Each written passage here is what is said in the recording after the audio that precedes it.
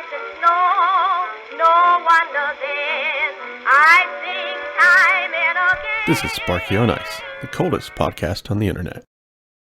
Today is November 8th, and I have been on ice for 35 days. Well, another week has passed here on the ice, and what a week it's been.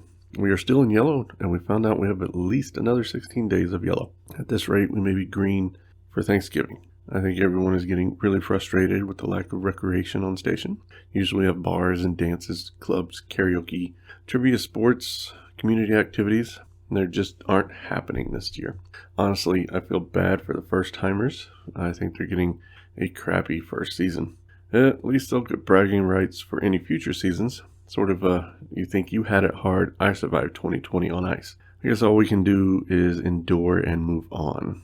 On a high note, I got permission to use the gallery for trivia night. It won't be a standard trivia night though. We are going to be more of a game show type thing because we have to do the social distancing and mask, and we can't do it at Gallagher's where we usually do it. I guess I'm going to need to do some planning to make that happen.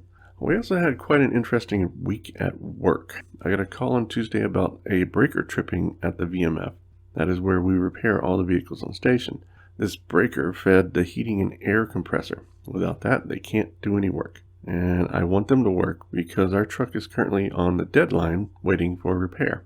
It's been there for 3 weeks, and I have no idea how long it will remain there. Anyway, I go to reset the breaker, and I can't find a reason for it to trip. Sometimes a spike in current on a piece of equipment can do that. So I go on about my business. It trips again later in the day, and again at 1:30 a.m. Then again at 7. And I had already eliminated several culprits for tripping, and now I was at a loss. So I sent in a couple of guys and had them do a full check of everything connected to that breaker. They spent hours checking and measuring amps and voltages and all that fun stuff. Finally, they figured out that the wires at the breaker were pulling 3 times as many amps as they were at the panel downstream. I mean, somewhere in the cables is a weak spot, and we were getting leakage causing amperage to ramp up on the upstream side. That additional amperage is enough to cause the cables to overheat and trip the breaker thermal mechanism. I also found some damaged pipe, and we believe that to be the culprit of the weekend installation, maybe, or at least it contributed. So after verifying, we mobilized the entire electrical crew, including linemen, to replace this set of cables. This is not your ordinary breaker like at your house. This was a 225 amp breaker in the main distribution panel, feeding another panel. But because we'd be working in the MDP, we have to shut down the entire building to do this. So we get everything set up and linemen cut power. I gave an estimate of 3 hours to finish, but asked for 6 just in case. This is Antarctica. So they cut out the damaged section of pipe, pulled the old cable out, and they added the junction on the pipe while we get the new wire ready to pull in.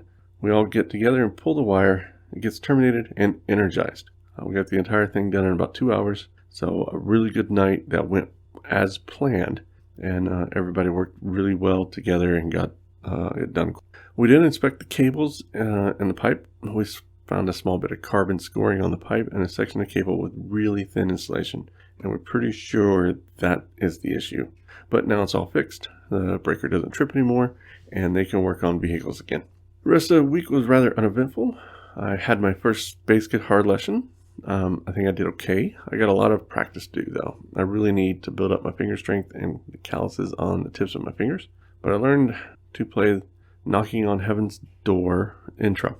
And I got to jam a little with the guy instructing me while he played some chords on a guitar. Really liked playing, and once I get a little better, I will put something on YouTube and see how that goes. I did see my first skua today. It was just sitting there in the road over by 155. So I guess we need to look out for them now. It's also a sign that summer is actually here. They are like the robins of Antarctica. Once you see them, you know that warm weather is not far behind. Well, that's all the updates I have for this week. Let's do some history. We're going to start this week with the Terra Nova Expedition of 1910 to 1913. This was headed up by Robert Falcon Scott, who had headed up the Discovery Expedition in 1902. And Scott wanted to use the Discovery ship again for the second expedition, but they had sold it to the Hudson Bay Company some years before, and they refused to sell it back. After considering others, Scott purchased the Terra Nova, which had been used for whaling and sealing since it returned from this Discovery expedition. The choices for land transportation made by Scott were to have a profound effect on the final results of the expedition. He didn't take dogs, perhaps influenced by his experience in the Discovery Expedition.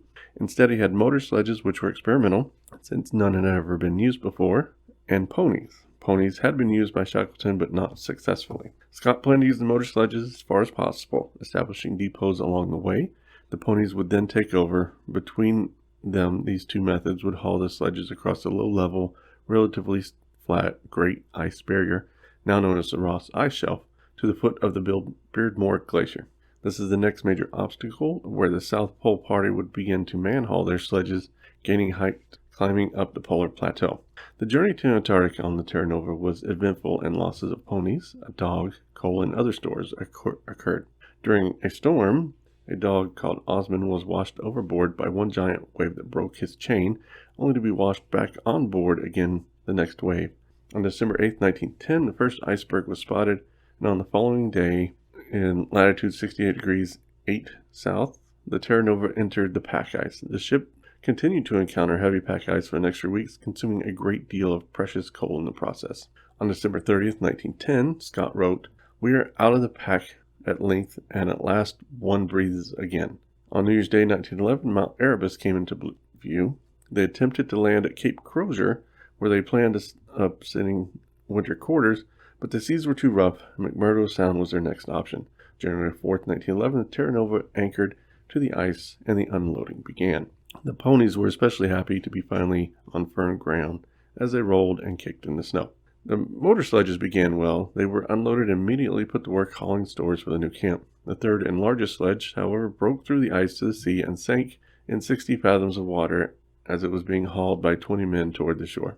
The hut was erected quickly. It measured 50 feet by 25 and was 9 feet to the eaves. It was insulated with quilted seaweed, lined with matchboard, and lit by acetylene gas, provided with a stove and a cooking range, divided into 2 partitions made with crates, including the wine crates, to separate the men from the officers' quarters.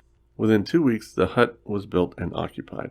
Like the Discovery Expedition, again, the centerpiece of the expedition was to reach the South Pole. Again, this was but one of several projects and exploratory trips from base camp. Depot laying parties set out shortly after arrival to leave stores and provisions. Doubts set out early about the usefulness of the ponies, as they had problems with sinking in the soft snow. It was only after arriving at their winter camp and erecting the hut that Scott found out that Norwegian Roald Amundsen had arrived at the Bay of Whales, some 400 miles away and 70 miles further south. He too was planning to reach the South Pole the following summer. Amundsen had more dogs and better trained dogs. What was more, he and his men were experienced in using them efficiently. Many of Scott's party were unhappy with the arrival at Amundsen. His arrival was previously unannounced and thought to be an unsporting attempt at beating Scott and his team to the pole. The ponies continued to fare badly. 2 were lost in the sea when they broke through the ice, when they were unable to be retrieved and fell victim to killer whales. Before the sun went down for the winter, only 10 ponies were left out of the original 19. One sledging journey was undertaken in the winter by a small team of men led by Wilson, the biologist, and including the young Aspley Cherry Garrod, famously that gave rise to the acknowledged greatest of all Antarctic adventures and travel books, The Worst Journey in the World. It was a trip to Cape Crozier in search of eggs from emperor penguins that were known to lay and incubate their eggs in the Antarctic winter, though none had ever been returned intact for science. Indeed, they had only been discovered a few years beforehand. They were thought to be a kind of evolutionary missing link, something that was determined by examining their embryos. The winter was a very active time for the expedition, and a large quantity of scientific data had never been gathered. Though Scott spent much time engaged in science, his thoughts were inevitably also always on the attempt to reach the South Pole, to be carried out when the weather allowed after the sun returned. He decided during the winter on who his companions were to be for the polar journey. Chosen team was Dr. Wilson, known as Uncle Bill, the chief scientist, Captain Oates, a career soldier and in charge of Siberian ponies, Petty Officer Edgar Taft Eggins, a strong man for the party and in charge of sledging equipment. At the last minute, just before the pole party left for the last, and the men would turn back to Hut Point rather than continuing to the pole, Scott chose an extra man to be part of the polar party. Lieutenant Henry Bertie Bowers, originally a storekeeper of the ship, proved himself to be very capable. And I think that's where I'm going to leave it this week. There's a huge amount of story left on the Scott expedition, certainly enough to make a whole nother segment. So next week we'll pick up where the trip to the pole. As usual, if you have any questions for me, be sure to leave me a message on Facebook or Twitter. You can also leave a comment on YouTube. I also asked what sort of videos people want to see. Most want to see scenery, so I plan on making some more of those. If I can get my GoPro working right, I will see about making a time lapse. I'm also making videos from the inside of some of the common buildings and stations, so keep an eye out for those. And as usual, I'll see you next week, and stay warm.